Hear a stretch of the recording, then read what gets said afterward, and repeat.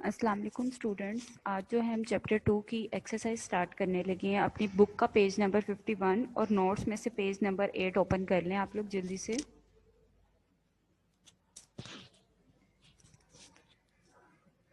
जी बेटा, हाथ में अपने पेंसिल्स और पेन लाजमी रखें ताकि आप लोगों को जो चीज़ मार्क जिस तरह करवाई जा रही है वो उस तरह से आप लोग मार्क करते जाएं और उसको याद करते जाएं, साथ साथ आपके ये काम भी होता जाएगा मार्किंग का भी, ठीक है। पेज नंबर 51 सबसे पहले बुक की एक्सरसाइज में से देखें। फर्स्ट जो एमसीक्यूज है ये आपने नहीं करना, ये एसोसिएटिव लॉ में से, और सेकंड भी जो एमसीक्यूज हैं ये दो एमसीक्यूज आपके पास एसोसिएटिव लॉ में से मतलब लॉ बुलियन लॉ में से हैं, तो आप लोगों ने ये लॉज नहीं करने क्योंकि आपके स्मार्ट सिलेबस में इंक्लूड नहीं है ये। इसके बाद आ जाएं जी थर्ड अपने,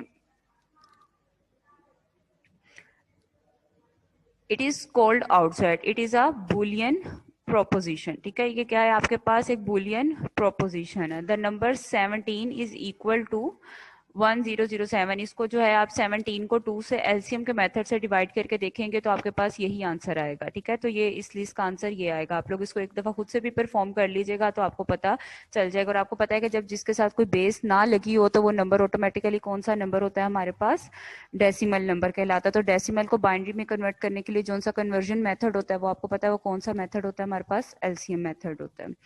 1 पेटाबाइट इज इक्वल टू 1024 की पावर 5 बाइट्स। ये जो कल टेबल आप लोगों को पढ़ाया था ये उसमें लिखा हुआ है, ये वहां से आप लोगों ने याद करना था। Hexadecimal system has total 16 numbers. Hexadecimal में टोटल कितने नंबर्स होते हैं हमारे पास, 16 नंबर्स होते हैं, ठीक है।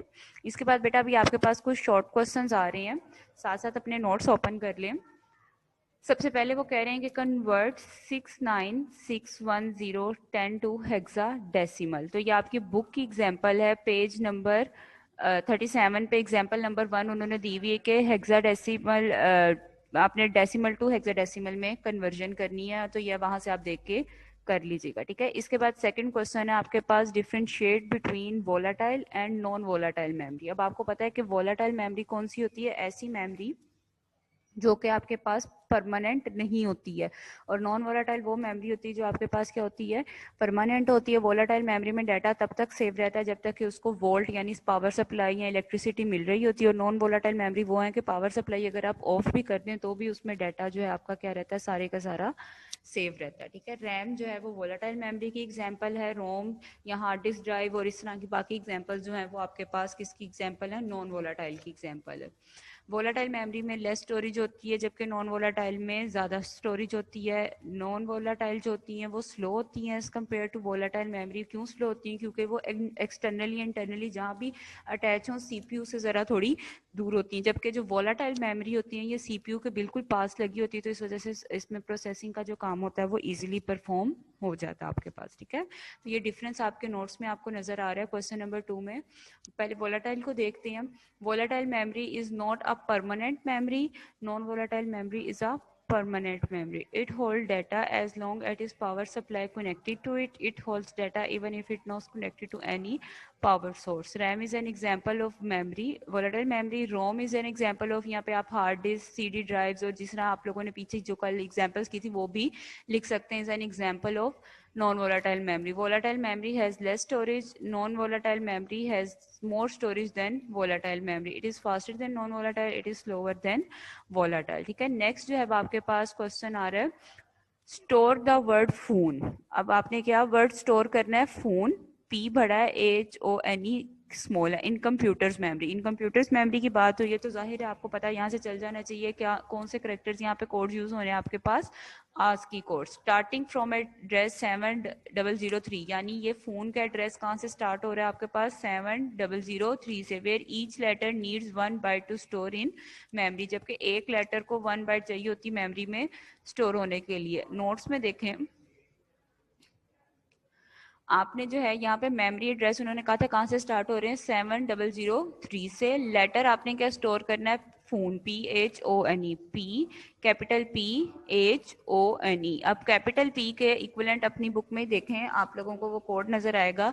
कैपिटल पी के इक्विवेलेंट कोड है 80, स्मॉल एच के इक्विवेलेंट कोड है 104, ओ के इक्विवेलेंट कोड है 111, एन के इक्विवेलेंट कोड है 110 और ई के इक्विवेलेंट कोड है आपके पास 101। ये कोड्स आपको पता चल गए आस्की टेबल में से, तो इसको आपने जो है आगे किस में कन्वर्ट कर देना है, बाइनरी में। उसी तरह जी, तो इसी तरह से आपने क्या करना है, इनको आस्की कोड को बाइनरीज में कन्वर्ट कर लेना, जिस तरह हमने कल किया था एलसीएम मेथड को यूज करते हुए। ठीक है, नेक्स्ट क्वेश्चन देखें अपनी बुक में, differentiate between temporary and permanent storage. यानी अब आपने टेम्परेरी और परमानेंट स्टोरेज के दरमियान जो है आपने क्या करना है, अपना क्रिएट करना है, आपने डिफरेंस बताना है कि डिफरेंस क्या होगा आपके पास। ठीक है, नोट्स में देखें आपके पास लिखा हुआ है, टेम्परेरी मेमोरी इज वोलाटाइल। हम अभी ये बात पढ़कर आए कि ऐसी मेमोरी जिसमें डाटा जो है वो टेम्परेरी सोल्व होता है, वो मेमोरी क्या कहलाती है आपके पास, वोलाटाइल। और परमानेंट मेमोरी क्या कहलाती है हमारे पास, नॉन वोलाटाइल।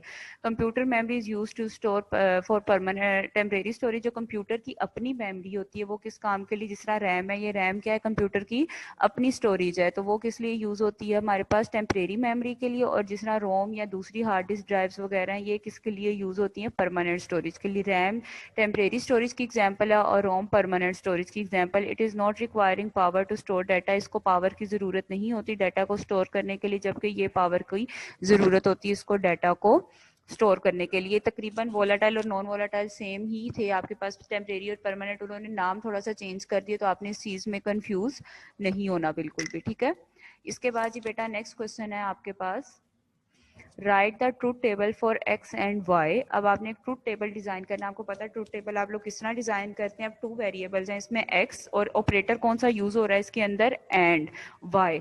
ठीक है, अब दो वेरिएबल्स हैं तो टू की पावर टू आपके पास क्या हो जाता है, 4। यानी एक्स में क्या आएगा, two true true false, true false true false, इस तरह से टेबल बनेगा। और बीच में एंड का वर्ड यूज हुआ हुआ, तो इसका मतलब ये क्या है, ये आपके पास ये एंड ऑपरेटर यूज हो रहा है, where x is equal to it is sunny and y is equal to today is Monday. अब उन्होंने यहाँ पे इनको क्या, x और y को एक बूलियन प्रेपोजिशन असाइन कर दी है कि जो x है वो आपके पास क्या है, इट इज सनी, और y जो है वो क्या रिप्रेजेंट करेगा हमारे पास, टुडे इज मंडे। और ऑपरेटर कौन सा यूज हो रहा है हमारे पास, एंड ऑपरेटर। और एंड ऑपरेटर में आपने ये चीज पढ़ी है कि जब दोनों वैल्यूज जब तक ट्रू नहीं होंगी, आंसर ट्रू नहीं आएगा, और बाकी सारी वैल्यूज क्या हो जाएंगी आपके पास, फॉल्स हो जाएंगी। ठीक है, अब उसी को एग्जांपल्स को देखते हैं कि ट्रूथ टेबल आपके पास था कि एंड और वाई, यानी x is sunny and y is and today is Monday. तो आपके पास बूलियन प्रेपोजिशन ये क्या बनेगी, it is sunny and today is Monday. तो एक्स में दोनों फॉल्स, फिर दो ट्रू, फिर फॉल्स ट्रू फॉल्स ट्रू, या दो ट्रू ट्रू दो फॉल्स, इस तरह से भी काम कर सकते हैं।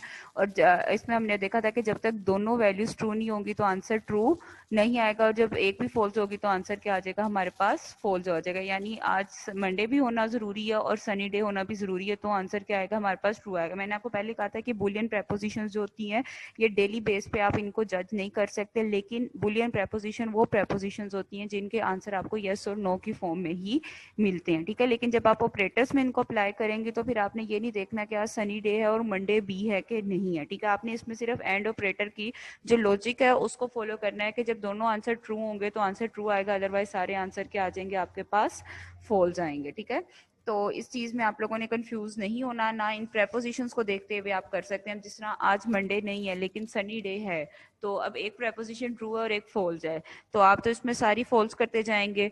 इस वजह से इसको आप लोगों ने सिर्फ प्रेपोजिशंस वो होती हैं जो ट्रू और फॉल्स होती हैं, इसको जो है आपने उस वक्त की करंट सिचुएशन के साथ जो है एग्जामिन नहीं करना आप लोगों ने।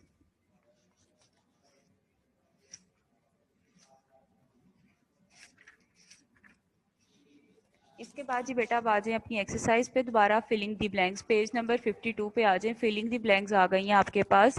Temporary memory is volatile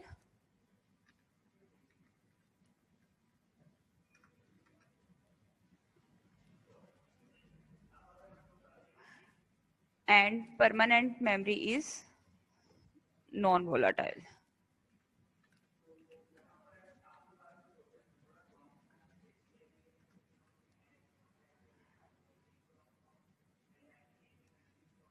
Data to a processor is provided through RAM.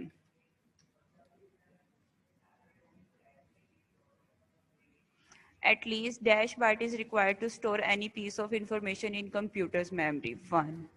At least 1 byte is required to store data in computer memory. Dash is a symbol more than one preposition into one preposition. तो ये आप compound prepositions पढ़कर आए थे कि वो क्या करते थी आपके पास, assemble कर देती थी एक से ज्यादा प्रेपोजिशंस को इकट्ठे और उनको क्या बना देती थी, एक प्रेपोजिशन कंबाइन बना देती थी आपके पास। In primary and secondary storage data is stored in a form of bytes.